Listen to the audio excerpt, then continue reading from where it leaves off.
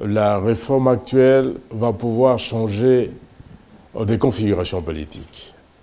D'abord, il faut retenir que la multiplicité de partis politiques devient aussi un frein à la démocratie, parce qu'en démocratie, on a besoin des grands ensembles pour pouvoir exprimer les grandes idées.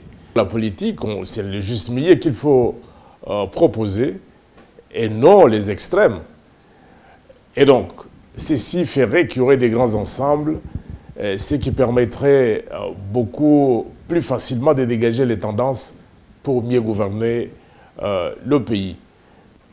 Évidemment, l'opposition n'est pas là pour faire des cadeaux à la majorité.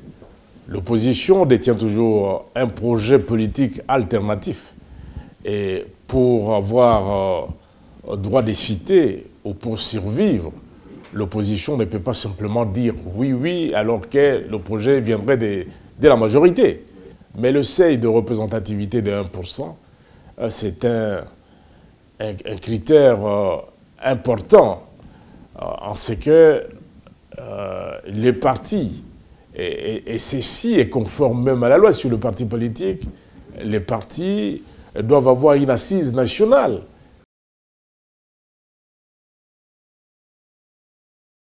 D'abord, il faut expliquer l'essence et le sens même de ces sanctions.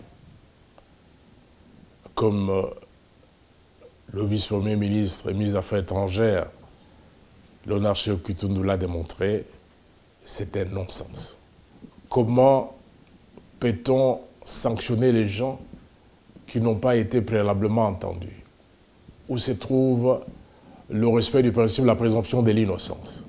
Ensuite, les États souverains. Comment voulez-vous sanctionner les citoyens d'un autre État et sans que cet État ait été avisé? Voilà pourquoi je dis, on continue à croire et à maintenir la colonisation sous d'autres formes. L'Afrique n'acceptera pas. L'Afrique parle d'une seule voix, parce que c'est la plus grande humiliation.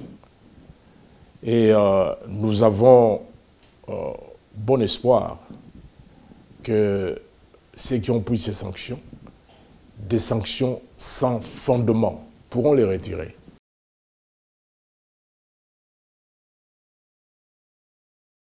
En tant que membre de la majorité, notre souhait le plus éminent, c'est que le calendrier soit respecté.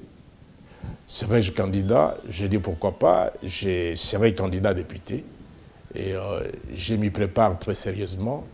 Je demanderai aux gens qui passent beaucoup de temps à organiser les marches, à pouvoir se préparer, être candidat, à pouvoir se préparer dans leur fief. Car enfin, toutes ces marches ont pour objectif de retarder la tenue des élections. Mais ceux qui organisent des marches aujourd'hui, demain ils vont organiser la contestation parce qu'ils ne s'y préparent pas. Ils sont en train de préparer la contestation au lieu de préparer la victoire.